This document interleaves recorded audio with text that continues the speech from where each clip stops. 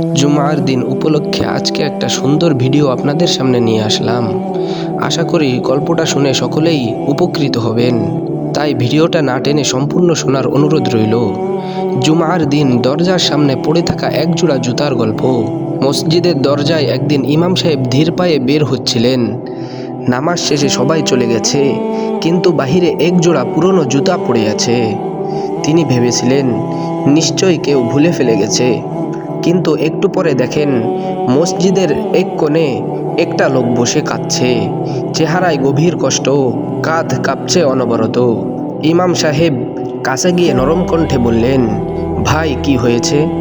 সবাই চলে গেছে, আপনি কাঁদছেন কেন? লোকটা মাথা তুলল, চোখে জমে থাকা অশ্রু এখনো ঝরছে। সে বলল, হুজুর, আজ আমার মায়ের মৃত্যুর প্রথম জুমা। তিনি জীবিত থাকা পর্যন্ত আমার জুমা মিস হতে দেননি। আজকে আমি নামাজ পড়তে এলাম, কিন্তু তার কিনে দেওয়া এই জোড়া পুরনো জুতোটা রেখে যেতে পারলাম না, কারণ এই জুতার প্রতিটা ধুলোর দাগে মায়ের দোয়া লেগে আছে। মা বলতেন, বাবা, জুমার দিনে যারা মসজিদের পথে হাঁটে আল্লাহ তাদের পদক্ষেপ গুনে রাখেন।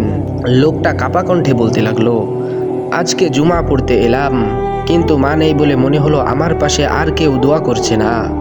আল্লাহ যেন তার জন্য রহমতের দরজা খুলে দেন, এই আশায় কাঁদছি হুজুর। ইমাম সাহেব চুপ করে গেলেন। তার নিজের চোখেও পানি চলে এলো। তিনি শুধু বললেন, যে ছেলে মাকে হারিয়ে জুমার দিনে তার জন্য কাঁদে, আল্লাহ সেই কান্না কখনো ফেরত দেন না। তোমার মায়ের জন্য আজকের জুমার প্রতিটা সিজদা আলো হয়ে যাবে। লোকটা আবার মাথা নিচু করল আর দরজার সামনে পড়ে থাকা জুতাগুলো দেখেই বলল, হয়তো মা নেই, কিন্তু তার দোয়া এখনো আমার পায়ের নিচে পথ দেখিয়ে রাখে। জুমার পথে হাঁটলেই মনে হয় মা বলছেন, বাবা, আল্লাহ তোমার জন্য অপেক্ষায়।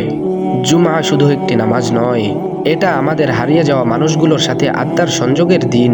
আজকে যারা নেই, মা বাবা, দাদা দাদি, স্বামী স্ত্রী, সন্তান, তারা সবাই এই দিনে দোয়া আর সেজদার অপেক্ষায় থাকে। জুমার দিনে করা একটি চোখের পানি, একটি দোয়া, একটি সেজদা মৃত মানুষগুলোর কবরকে আলোকিত করে। আমরা অনেকেই জানি না, আমাদের প্রতিটি জুমা, প্রতিটি দোয়া, প্রতিটি কান্না আল্লাহ অকারণে কখনো ফিরিয়ে দেন না। হয়তো আজকের জুমাই কারোর জীবনের শেষ জুমা, হয়তো আজকের সেজদাই তার জাহান্নাম থেকে মুক্তির কারণ। তাই জুমাকে হালকা করে দেখো না। এটা সেই দিন যেদিন আল্লাহ তার বান্দাদের জন্য রহমতের দরজা সবচেয়ে বেশি খুলে দেন, আর ফেরেশতারা বান্দার কান্না গুছিয়ে আরশের দিকে নিয়ে যায়। জুমা হোক ক্ষমা, দোয়া আর হৃদয় নরম করার দিন, হোক হারিয়ে যাওয়া প্রিয়জনদের জন্য শান্তির আলো পাঠানোর দিন, হোক ফিরে আসার দিন।